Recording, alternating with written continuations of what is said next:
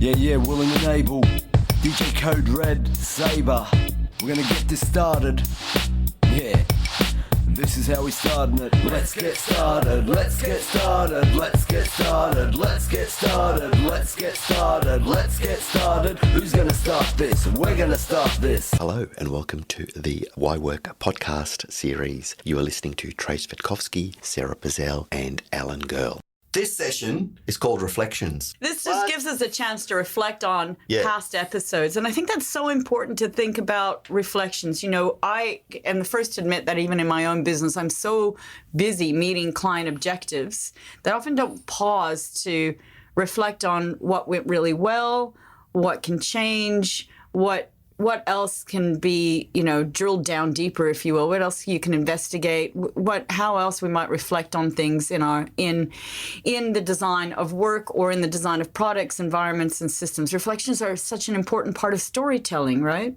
Yeah, you know, reflection is underrated, and often when you hear judges on reflection, and you're seeing more and more in judgments, but reflection is really important. It's part of learning teams in businesses. Running successful learning teams, you must reflect and have this chance. So I love that we're making time to reflect on our launch of the podcast, season 1. All right, excellent. There's always more stories too when you tell this, and you hear from people, you know, coming to us telling us, oh, but in my workplace this happened and it triggers other memories. It does. Reflective becomes reflexive and so on and so forth. A cycle of work. So episode 1, party. Bubbles of trouble. We spoke about if you want to have some fun at work. How much have we talked about the stripper? And it keeps coming back. He keeps coming back. Not straight out of the bottle. No.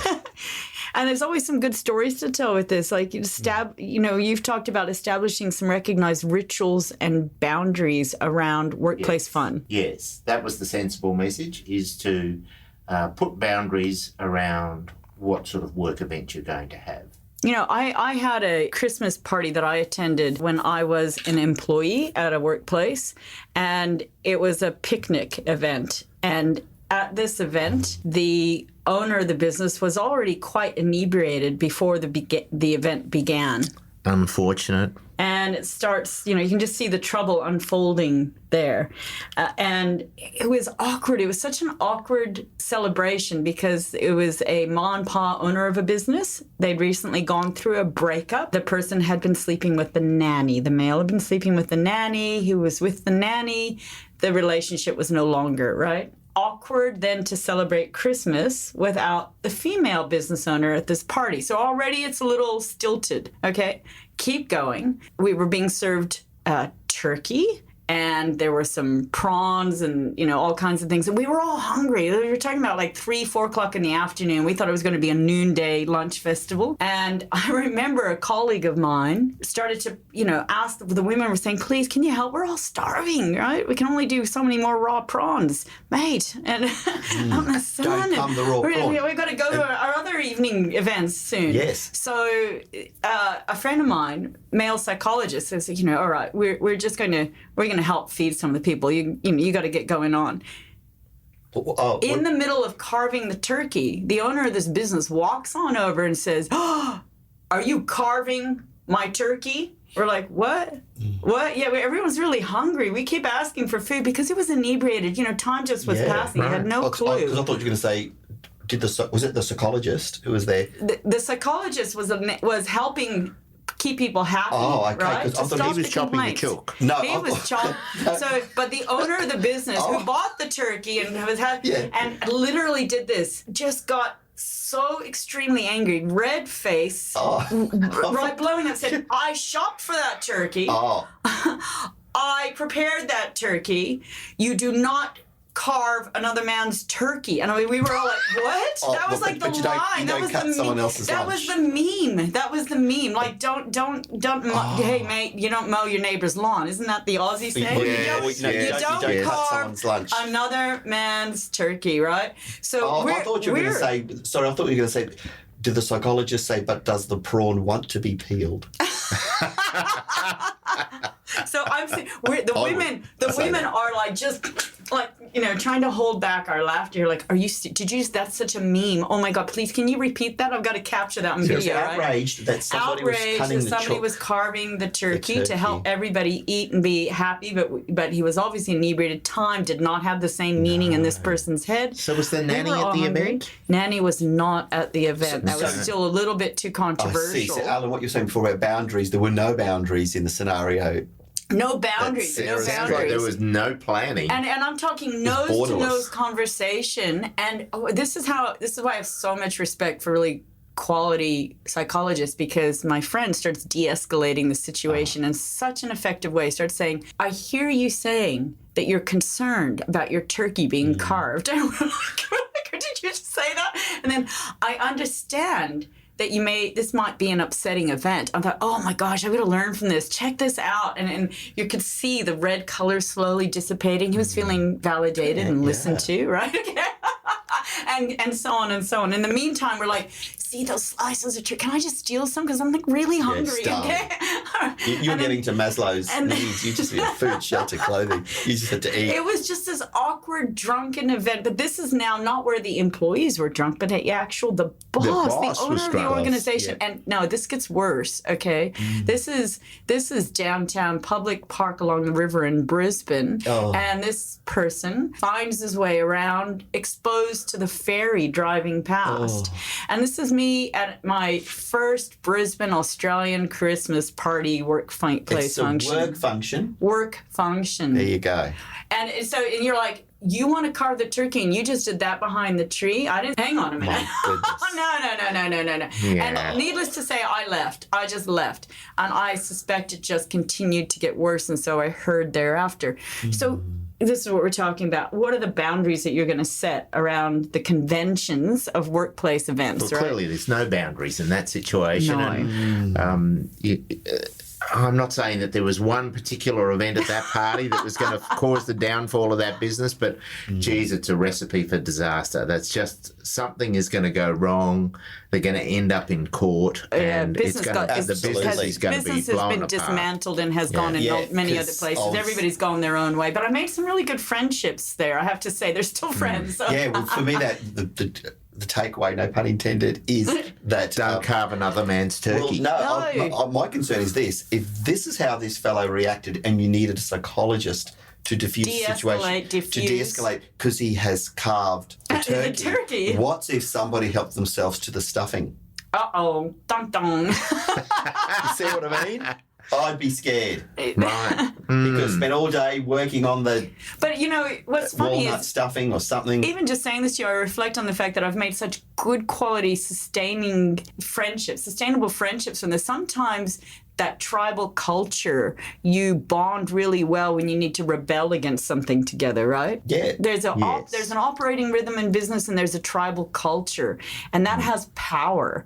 That is the unspoken authority sometimes. Well, you do know, according to Max Weber, there are the three types of power. You start with the legitimate rational, which is the rule of law. You then also have the charismatic, i.e. Leaders who use their charisma. Charismatic leaders, not many in Australia. We just don't. But these are legitimate forms of power. And the third one is what you've just said, it's tribal. Oh, there you So go. tribal power Knew you'd is like a that. thing. So it's quite a political, it is a political science construct. So legal rational, charismatic and tribal. Tribal power Yep. can be quite a powerful source as an undercurrent, and that's what you're saying. So There you go. Just thought In about that. episode 2, we talked about work travel. Who's gonna start this? We're gonna start this. Press play and plug in the microphone cable. Next up is the crew willing and able. Satisfying your thirst. Come and clean up the best precise. We're reflecting on Where am I episode going? 2. Yeah. where are you going? Where are Alan? you? I don't know. Let's find out. You're on a road work to know. travel, things that go awry. All right.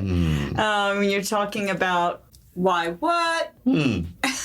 So episode 3, fleas all over it. Yeah. You're talking about the water meter, power meter reading. We were talking about, being mauled by a dog is a potential. These are new cases that are coming out Yeah. that you can reflect on things that happen when you're providing service at somebody's home. Hawkers or, for charity type people. And now, notwithstanding, there's a big sign. It doesn't say do not enter, it says beware the dog, but dogs were going off. He was asked, look, have you had any instruction or any training given what's happened with dogs, he had no idea. So clearly, either the message isn't getting across, the training isn't extending to people entering yards when they can hear or can only be described as a Cujo bark and a sign and a fence that's above 1.8 metres. Yeah. These are all the indicia of, crikey, I better not enter. Because we talked about work from home, and we talked about, the resident could be bitten by a dog, but what about when your work means going to a stranger's home to check water meters? And this is what's happened in Queensland recently. Yes, it was a terrible incident, but why would you even enter the premises if you had a concern that there's a vicious dog? So in this case, there were signs and everything? But there were signs. There were invariably signs everywhere. So my query / concern is, I get the impression that entering yards, for those who have to enter yards, that type of training, it's not translating out into the workplace. Or the work system design. I get that it can be quite complex and there may be some barriers for the use of this technology, but there are remote water meter, electric meter readers. There are remote electronic where you can drive, check your digital device and get the readings without having to step onto somebody's premise. But it's pleasing Besides dogs, potholes, slippery surfaces, whatever. But this is not unique to this situation. Lots and lots of employers say to their employees, if you think something's dangerous, stop. Don't do the job. And that's what we're talking about here. If a worker thinks that it's going to be dangerous to enter that yard, they should stop. They should not enter the yard. And the whole discussion about wearing body armour, I just don't think we should go there. No, it's the work system design, right? Yeah, it's a work system design. We design the hazard and the risk out of the work. Yeah, I think it's certainly simple interventions, administrative ones like ask the owner of the home to read whether it's selective power. That's happily, I can see that's being introduced more and more to avoid that person entering the yard. Certainly intel, knowing that, look, under no circumstances are you to enter this yard. So if there's better coordinated information, they're all positive things. But certainly putting armour on. Or I often wonder, though, in the mind of the worker, like pressures for, particularly as a lot of this work perceived pressure, right? Just to get the job done, no matter what, right? If they're subcontracted, you are told you will get paid X amount, but you must read Y amount of properties. And good. What are the lead indicators for their work, and how are they being performance measured? And if they're, the whole aspect that we've been talking about, the gig economy workers, right, where they may be reimbursed by volume, right, that kind of thing. And there are pressures. They feel that they can't take time off work, that they'll get fired, they'll lose the contract. Actually, that's a better one. The delivery driver delivering your favourite French fries. Do delivery drivers deliver French fries, do they? Oh, they'll deliver anything. They'll deliver one French fry. French fries? To pay for it. Are you serious? They'll deliver a one churro. Uber Eats or something like that. I've got kids who are enabled with this stuff. They deliver French fries to They'll your deliver home? French fries. They're all Seriously? soggy. I find the irony in this, the perverse irony that the delivery fee is more than the French fries. Yeah, but that's no just, kidding.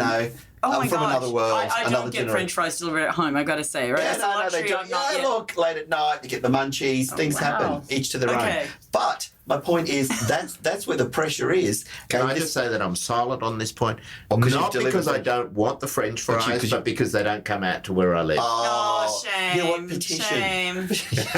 Ask your local man. But it's an interesting one because that's where the pressure is. So whilst we're dealing with more organised or perhaps well-known industries such as water reading and electricity reading, but these people who are under pressure by volume to deliver, and they see the sign and think, oh, well, how bad can it be? And they're attacked or they're mauled. That's a concern because the imperative to deliver is paramount. So that idea of stop working, Alan, I'm not convinced it would work. So with the... stop enter, don't enter. Yeah, with the food delivery, it's more likely that there's been positive communication between the worker and the resident. Yes. Whereas when you're talking about the meter readers... Yeah, nobody might be... It might be that nobody's home. Or because they're in a rush to get through They don't even knock on the door to possible. check if you're home. They just go straight to the meter because they don't want you to be... They don't want to be told to leave. They don't want to be... They don't want actually customer aggression too. I noticed that. Time pressure because too. financially people are under distress and they feel like as if they're going to get a bill coming so next. rather than make the phone call, they're going to risk walking through a yard where there might be a vicious dog. Correct. Now that's Or a problem. rather than put technologies in place and upgrade this so that you can do this remote and not subject your workers, they're just still going to allow this gig economy flow to whether it's gig economy or not. They're still going to allow that And I have that representative to walk. technology at my place. So You do? Yeah, so they can read the power without From the entering outside, outside Remotely. the board. Yeah, so Yeah, you yeah, put your yeah. board on the outside. No, it's got a little antenna on top of the panel. And the Wonderful. person's driving past. So the same it. computer programmer I talked about in some of the Yes. previous cases about imbalances, he was involved in designing remote systems, and they Yes. did a trial in Japan first before it ever came to Australia. Right? So I know that this remote meter reading technology right. exists. Because you don't want to be attacked by Shiba Inu or something like that. Rightio. Where are we going next? Who's gonna start this? We're gonna start this. Press play and plug in the microphone cable. Next up is the crew willing and able, satisfying your thirst. Come and clean on the verse, precise and rehearsed. Episode 4 was stilettos, rock concerts, and tales of the unexpected. And we still continue that talk about, your allergies to bees, Trajce. And we also talked about the rock concert where the gentleman had a heart attack when there was the crowd was incited, if you will, to The security guard. The security guard, sorry, the security guard. Yeah, and it's funny because there's nothing dramatic or bizarre or unusual about any of those scenarios or those vignettes we discussed. Bees do their business. Punters go to gigs and revel in their favourite acts, and it's nothing the energy unusual. is high. It's not like they do rapid, dangerous, rapid rides, falls, or high risk activity, even bungee jumping or something that you might hesitate. We're dealing with ordinary. I had such a fun bungee. Oh. Have you ever bungeed? No. Have you bungeed? No, I haven't bungee. No, I'm Seriously, I thought that. Okay, I tangent for a second. Yeah. Reflection from Chiang Mai memory. Yeah, I'm not surprised that you've bungee jumped. No, I never expected me to bungee because I don't like the idea of my back breaking, and I had this picture of like things. Or your eyes popping out. It was more my spine. I just like ooh, but I finally thought, right, okay, here's a year of discovery, and I was studying and training in Thai massage. I have trained many times in Thai massage with. I know. I saw your eyes get excited. No, they're not on free offer right now. No, their eyes have It's a shone. room of masseuses here. I teach yoga, I Thai massage, right? And now I just Thai massage to friends and family. It's lazy man's yoga. But in the meantime, when I was studying... Just for the audience's benefit, this is real. This is real Sarah. Thai It massage. is And it's all real. part of me. And it's so funny. You read my eyes, but I wasn't thinking that at all because I hadn't processed it just fully. It's just called lazy man's yoga. It's beautiful. So I studied with a Buddhist monk. He had been a Buddhist monk for 17 years, and he was my teacher. And he was really, Ajahn means your teacher, my Ajahn. And his wife, he married, was from New York. So she taught the real hard anatomy, physiology sciences, and he spoke more about energy lines and movement and symbolism, and they were just magic together, right? So I studied Thai massage in Chiang Mai, traveled there many times, and while I was there, I decided to take a trip and go bungee jumping. Wow. And I'd made friends with some of the waiters and the staff at the hotel where I stayed. I always returned to this hotel. And I talked to one of the boys into coming with me. And it was great. And then they were short-staffed, so he couldn't go. I was so disappointed. So the bus is coming. I'm like, I was paying for his trip. I'm like, come on, I'll pay for you. He no longer had the day off. Darn it. So I get on this bus, and I'm talking to the tourists from France, these other tourists, thinking, oh, cool, all right, we're making some friends. And the bus pulls over, and then suddenly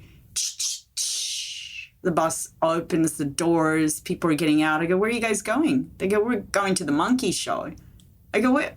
Okay, so you're monkey showing and then bungeeing? No. We're only monkeying. We're not bungeeing. So it was only me. It was only me left on this bus, and we can go to the next place, this lake, to go bungee jumping. And I am getting so nervous by this stage, right? And we go there, and I try and talk the instructor and the tour guide, and I'll pay for you. Will you come with me? No, nobody would come with me, right?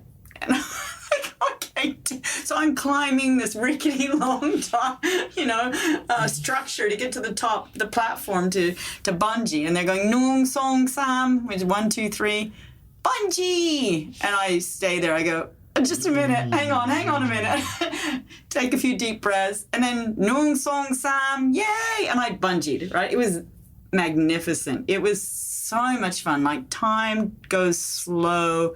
The world is beautiful. I bungeed. Everybody else did monkey show. I did my bungee. Do you know, I did in the early 90s, I was a prosecutor. Yeah. And I got so you've got lots both of sides, prosecution and defense. So there were quite a few He went to the dark bungee-jumping side. cases that went across my desk. That went wrong? That went terribly wrong. I was in northern Thailand where nobody would have reported exactly what happened if I'd something gone wrong. These were Australian cases where it had I'm gone sure. wrong. And you realise that there was something in that you were the only person. I know, right? And that I couldn't talk even the tour guide or the bungee jump operator into coming with me I to can't bungee believe over how like. brave you were to Thank you actually very jump. much. I was brave traveling by myself as a woman in northern Thailand, studying Thai massage and bungeeing. Thank you very so much. this was your No, I year, meant going into the water over there. Yeah, so this was your year of discovery. one of several. In my Oh, life. okay. One of many. Okay. One of many. I So keep every day is discovering. a day of- Every day, every every day is a moment day of is a discovery. discovery moment. Yes, But every day. tell us more Yes. about this. Okay, so trauma, security guard, something that Yes. couldn't be predicted. You know, I invited this with a bungee, but this is a security guard. Look, so whilst you would think, oh, this is a normal expectation, it's an occurrence, you are somebody who's employed to crowd control and you are doing your job, but you die of natural causes, you would think, where's that sort of connection or where's that nexus? But it was indeed, exacerbated by the noise, the crowd. That's what was found in this case, right? Indeed, and so the court found that I know that this person's entitled to the conclusion. It's also those. First of all, that particular case made me think about just how the definition or scope of work, when it go that far, just how wide this But it's concept of work even is. wider than that because It's a stat. businesses have a responsibility not just for their workers but also for others. That's right. And then if you think about music concerts, especially the vigorous music concerts, Yes. and you've got the mosh pit, Mosh there's, pits. lots and lots of ways people can get hurt. And particularly now, I mean, we've had unfortunately a fair share of cases, and they go back from the 90s with a lot of the ecstasy-related tragedies. But now with the current debate about pill testing, and with recent outdoor events, deaths of young people overdosing and taking other drugs, so the risk and that level of responsibility, it just extends beyond the workers. It goes beyond. So these are the conversations that need to continue because there is, contrary to many who think it's all about occupational or work safety. No, health is a big component. And also the health and welfare and well-being of the punters, whether it's related to the use of substances or whether it's related to mosh pitting, these have to be factored in. So that case really brings home that we can't think of work along this sort of ordinary or linear definition. And indeed, I even struggle with the term psychosocial in its own because of the fact that it emphasises that sort of almost a narrow concept. For me, I think work health and safety and well-being ought to extend beyond the current terms and start to embed sociological, strictly not psychosocial, but the sociology of work, which I think has been missing in the debates because all of these cases with I providers. can see you'll be writing a book on this. Oh, look, I Well, agree. yeah, that's I right. agree, though. It's I true. agree. Trajce, Sociology. how often I've been saying, look, you can't just have these chasing energy sources and hazards. And I see companies spending a lot of time developing